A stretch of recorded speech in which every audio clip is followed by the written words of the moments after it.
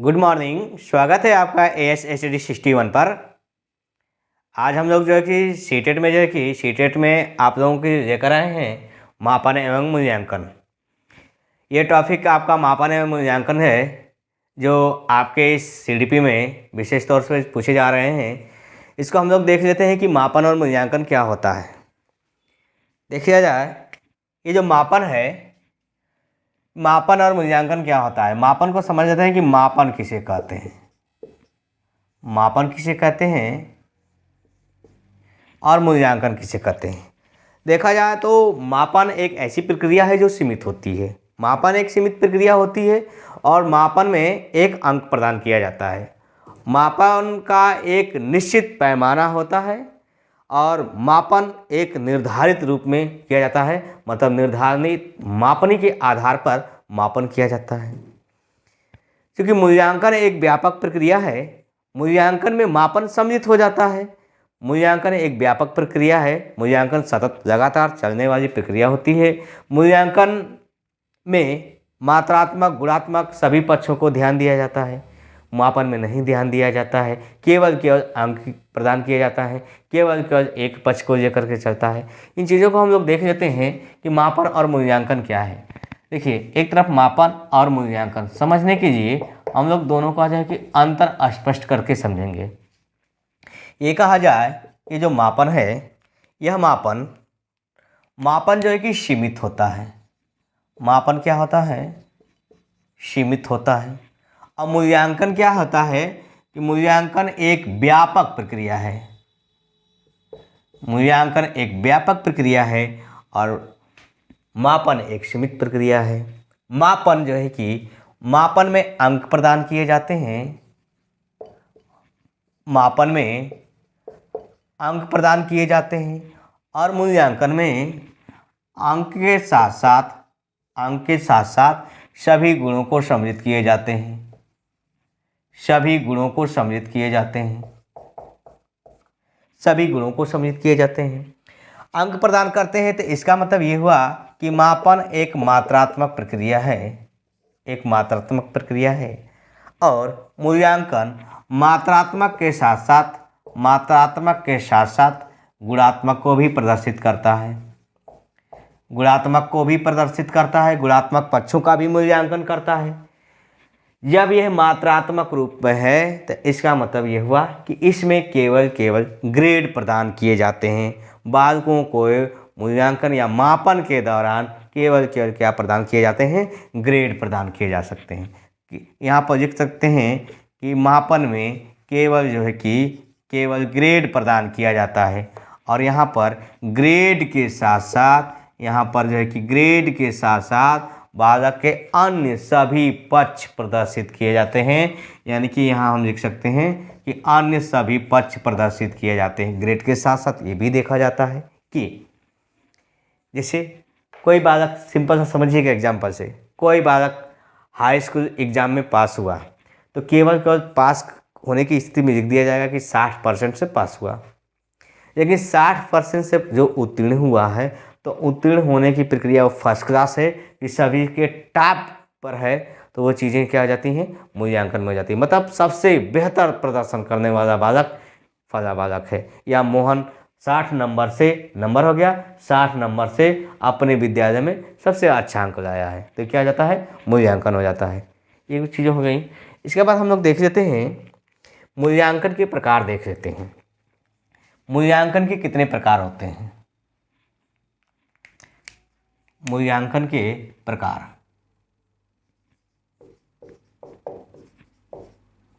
मूल्यांकन के प्रकार देख लेते हैं कि मूल्यांकन के कितने प्रकार हैं।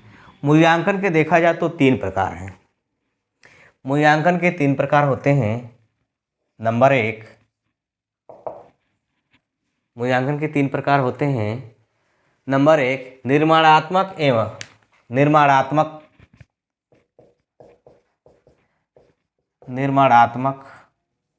या रचनात्मक मूल्यांकन। निर्माणात्मक या रचनात्मक मूल्यांकन। देखिएगा, क्वेश्चन आपके यहीं से बनते हुए हैं। आपकी जो सीटेट की दृष्टि से देखा जाए तो मापन को नहीं पूछते हैं, सम्मिलित करके पूछ लेते हैं, एक सीमित रूप में कर देते हैं। देखा जाए तो देखिए हम लोग ए सीटेट की स्पेशल क्लास चलाई जा रही है, जिसके लिए हम लोग विशेष तौर पर केवल यह मूल्यांकन अधिगम में कैसे जुड़ा हुआ है बस कंटेंट को लेकर के शिक्षण में चल रहे हैं। नहीं तो यही यूपी टेट लेवल होता या फिर अन्य लेवल होता तो हम लोग थोड़ा सा लेवल यहाँ पर कंटेंट को बढ़ा देते हैं। तो देख लेते हैं निर्माणात्मक या इसी को हम लोग रचनात्मक मूल्यांकन कहते हैं। ये मूल्यांकन क्या होता है कि यह मूल्यांकन, ये इस प्रकार का मूल्यांकन जो है कि कक्षा अध्यापन के दौरान बीच बीच में किया जाता है। इस प्रकार का मूल्यांकन प्रतिपुष्टि या फीडबैक प्रदान करने के लिए किया जाता है। बालक सीखे गए कार्यों की अभिवृत्ति और सीखने की प्रक्रिया कहाँ तक जो है कि सीखता है, इस प्रकार के मूल्यांकन में ऐसा मूल्यांकन किया जाता है। हम लिख सकते हैं इसमें कि इस प्रकार के मूल्यांकन में जो है कि यह मूल्यांकन लिख सकते हैं कि यह मूल्यांकन अध्यापन या शिक्षण प्रक्रिया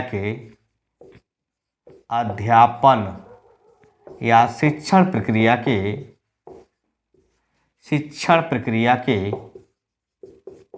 बीच बीच में किया जाता है। शिक्षण प्रक्रिया के बीच बीच में किया जाता है। इसके बाद इस प्रकार के मूल्यांकन में यह मूल्यांकन प्रतिपुष्टि या फीडबैक,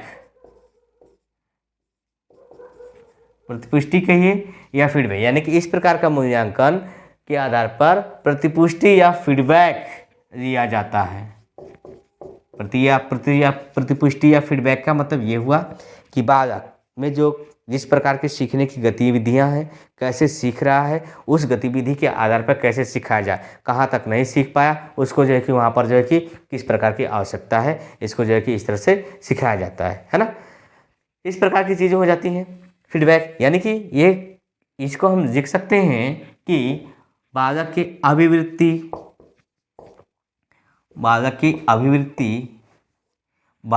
अभिवृत्ति एवं सीखने की गति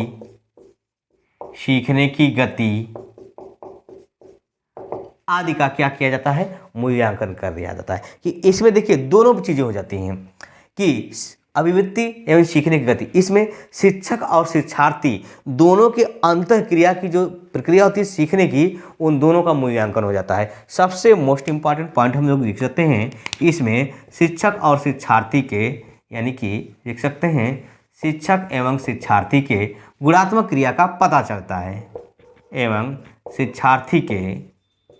शिक्षक एवं शिक्षार्थी के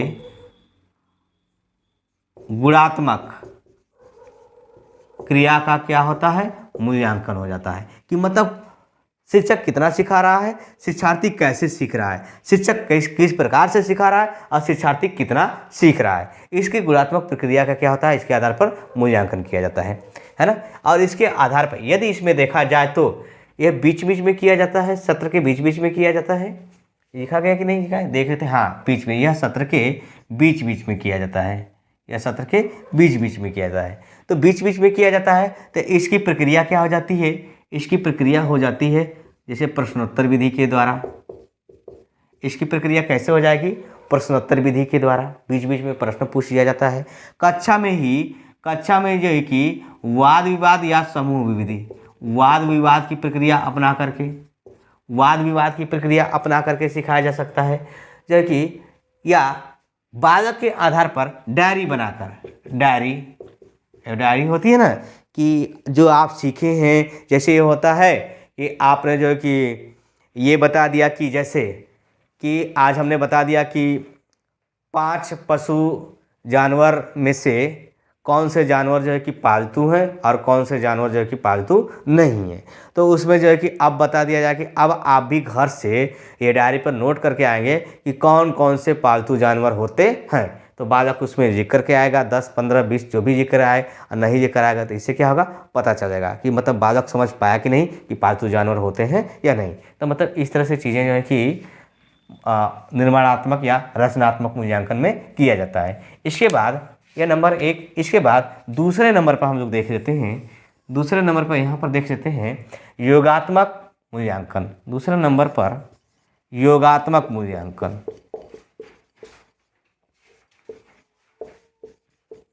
योगात्मक मूल्यांकन,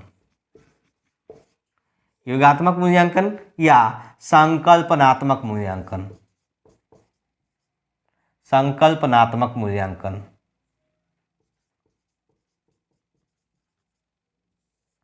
योगात्मक मूल्यांकन या संकल्पनात्मक मूल्यांकन। इसमें क्या होता है कि इस मूल्यांकन की प्रक्रिया, यह मूल्यांकन सत्र के अंत में किया जाता है। देख सकते हैं कि यह सत्र के अंत में किया जाता है, सत्र के अंत में किया जाता है, सत्र के अंत में किया जाता है, बीच बीच में नहीं किया जाता है। ये बीच बीच में किया जाता है, ये सत्र के अंत में किया जाता है। दूसरी बात कि यह पाठ्य वस्तु के समाप्त होने पर, मतलब कोई पाठ्यक्रम पढ़ा दिया गया तो पाठ्यक्रम के पूरे समाप्त होने के बाद किया जाता है। ये भी देखिए कभी कभी ये भी क्वेश्चन जो है कि पूछ देता है, मतलब कि विषय वस्तु के पढ़ाने के बाद किया जाता है, पढ़ाने के बाद किया जाता है। पूरा विषय वस्तु पढ़ा दिया गया तो उसके बाद किया जाता है। इस प्रकार का मूल्यांकन है ना। इसके आधार पर मतलब मूल्यांकन को जो कि ये किया जाता है कि यह अध्यापक यह देखता है कि जो मैं विषय पढ़ा दिया हूँ तो वह बालक के ज्ञान में, उसके मस्तिष्क में कितना अर्जित है या कितना अभी बालक कितना सीखा है। मतलब कि पढ़ाया हुआ पाठ बालक कितना सीखा है। इस प्रकार के मूल्यांकन की प्रक्रिया क्या हो जाती है। इस प्रकार की मूल्यांकन की प्रक्रिया देखिए, यह जैसे हम लिख सकते हैं कि सत्र के अंत में करता है, जैसे वार्षिक परीक्षा के आधार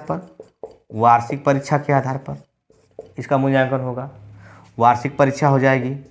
इसके बाद देखा जाए तो सेमेस्टर वाइज परीक्षा हो जाएगी या छमाही परीक्षा हो जाएगी। यानी कि यह मूल्यांकन बीच में ना करके अंत में किया जाता है पाठ्य वस्तु पढ़ाने के बाद, है ना। और इसकी प्रक्रिया क्या हो जाती है, अर्धवार्षिक प्रक्रिया प्रोजेक्ट विधि के माध्यम से भी कर दिया जाता है, वार्षिक परीक्षा के माध्यम से हो जाता है। इसके बाद तीसरे नंबर पर हम लोग देख लेते हैं निदानात्मक मूल्यांकन। निदानात्मक मूल्यांकन, निदानात्मक मूल्यांकन। निदानात्मक मूल्यांकन क्या है कि यह बालकों के सीखते वक्त जो कठिनाइयाँ आती हैं, बालकों को सीखते वक्त जो कठिनाइयाँ आती हैं उसके अंतर्गत इस प्रकार का मूल्यांकन किया जाता है। यानी कि सीखने में किसी प्रकार की कठिनाइयाँ व्यक्त करना। हम लिख सकते हैं कि सीखने में कठिनाइयाँ, सीखने में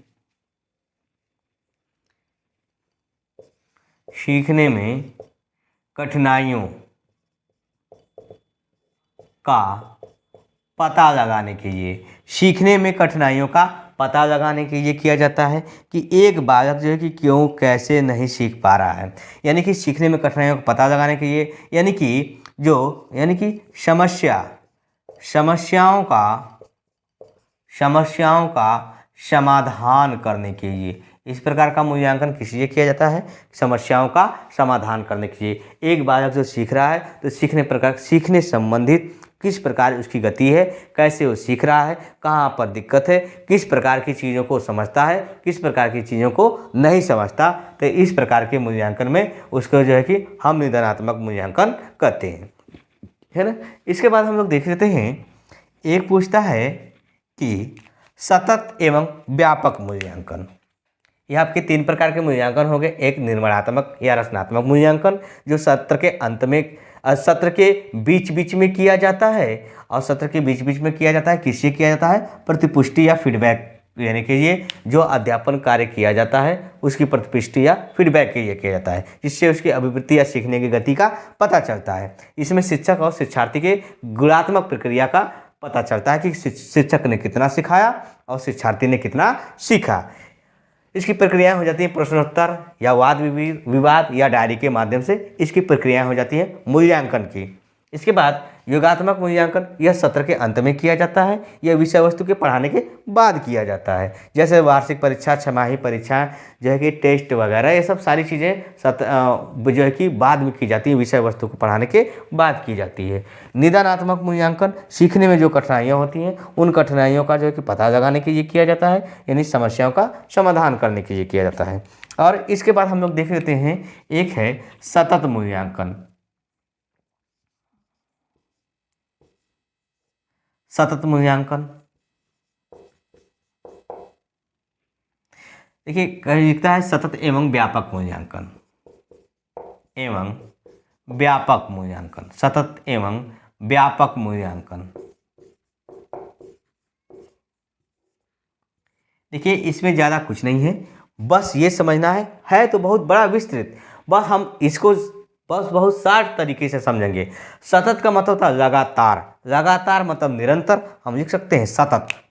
सतत का मतलब होता है, सतत का मतलब होता है निरंतर, निरंतर मतलब लगातार, निरंतर। तो कहने का मतलब ये हुआ कि बालक के वृद्धि, बालक का जो विकास है, वृद्धि और विकास के, वह विकास की प्रक्रिया निरंतर चलती है, विकास की प्रक्रिया निरंतर चलती है। बालक के अधिगम की प्रक्रिया निरंतर चलती है, बालक के शिक्षा की प्रक्रिया निरंतर चलती है। जब बालक जन्म ले लेता है तो जन्म लेने के बाद कुछ न कुछ सीखता रहता है, विकास करता रहता है, कुछ न कुछ करता रहता है। जब वह निरंतर चलता है तो उसका मूल्यांकन भी क्या होना चाहिए, निरंतर होना चाहिए या सतत होना चाहिए। हम एक लाइन में समझेंगे कि विकास की प्रक्रिया क्या होती है, निरंतर होती है। विकास की प्रक्रिया निरंतर होती है, अधिगम की प्रक्रिया निरंतर होती है, और जो है कि सीखने की प्रक्रिया और शिक्षा की प्रक्रिया निरंतर होती है, और बालक की कुछ न कुछ क्रिया विधि या उसकी आवश्यकता की प्रक्रिया हमेशा निरंतर लगातार चलती रहती है, जो कभी आवश्यकता समाप्त नहीं होती। तो यह प्रक्रिया लगातार जब चलती रहती है तो उसका मूल्यांकन भी क्या होना चाहिए, सतत या लगातार होते रहना चाहिए या लगातार होता है। जैसे आज हमने कितना सीखा, आप कितना सीखे, इस समय आपकी सारी गतिविधियां कितनी कार्य करें, कल आपकी शिथिलता हो जाएगी, तो इनका भी तो मूल्यांकन होना चाहिए। अरे शारीरिक रूप से भी मूल्यांकन होता है कि आज हम स्वस्थ हैं, कल बीमार हो गए, हम डॉक्टर के यहाँ गए, चेक करा रहे हैं कि नहीं कि हमारे शारीरिक स्थिति जो है कि पहले की अपेक्षा क्या है, निम्न हो गई, तो हमारा उसका भी मूल्यांकन हुआ, सभी पक्षों को दर्शाया। अब देखिए ये जब लगातार चलता है तो इसी को यहाँ पर जोड़ देता है कि मूल्यांकन एक कौन सी प्रक्रिया है, व्यापक प्रक्रिया है। यहाँ पर भी हम लोग लिखे हैं कि मूल्यांकन कौन सी प्रक्रिया है, व्यापक प्रक्रिया है। तो हम यहाँ पर सतत के बाद व्यापक लिख देते हैं कि यह व्यापक क्या है, कि व्यापक, व्यापक का मतलब यह हुआ कि यह मूल्यांकन व्यापक रूप से होना चाहिए, मतलब मूल्यांकन का विस्तृत होना। मूल्यांकन क्या है, एक विस्तृत भाग है। जब विस्तृत भाग है तो इसका मतलब ये हुआ कि जब यह निरंतर चलता है तो निरंतर चलता है तो लगातार मूल्यांकन होगा। जब लगातार मूल्यांकन होगा तो इसे कह रहा है कि मूल्यांकन एक व्यापक प्रक्रिया होता है, यानी कि विकास की प्रक्रिया में आपके क्या आ जाते हैं, शारीरिक विकास भी आते हैं कि नहीं आते हैं, आते हैं।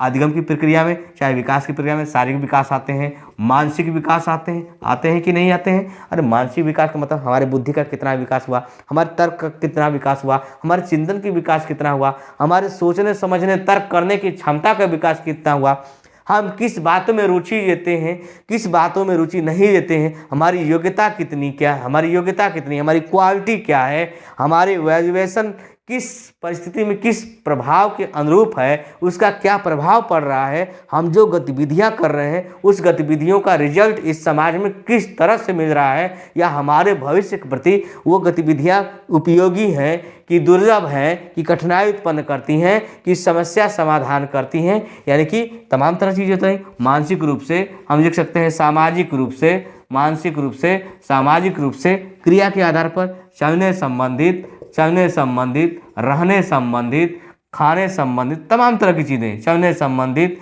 रहने संबंधित, जीवन यापन करने संबंधित, जीवन यापन करने से संबंधित इन सभी का क्या होता रहता है, मूल्यांकन होता रहता है, जिसे हम क्या कहते हैं, व्यापक मूल्यांकन कहते हैं। यानी कहने का मतलब एक भाषा में हम कह सकते हैं कि जो मूल्यांकन की प्रक्रिया है वो सतत और लगातार और व्यापक रूप से होनी चाहिए, या सतत या मतलब लगातार या व्यापक रूप से होती है, उसे कहते हैं मूल्यांकन।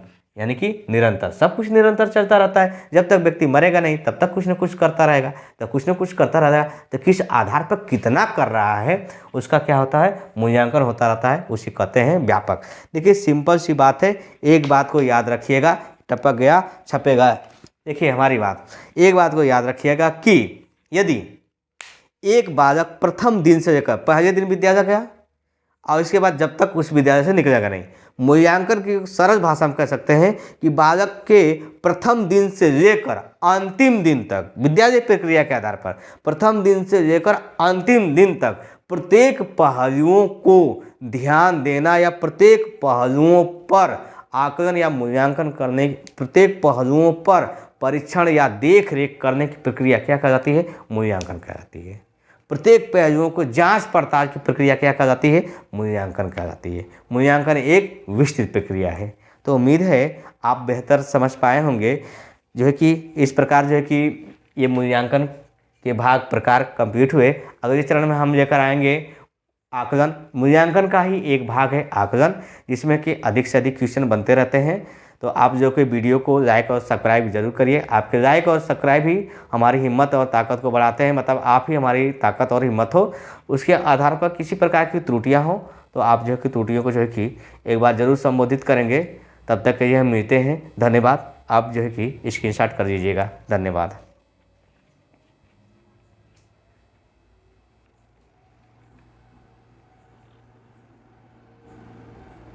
बहुत होगा।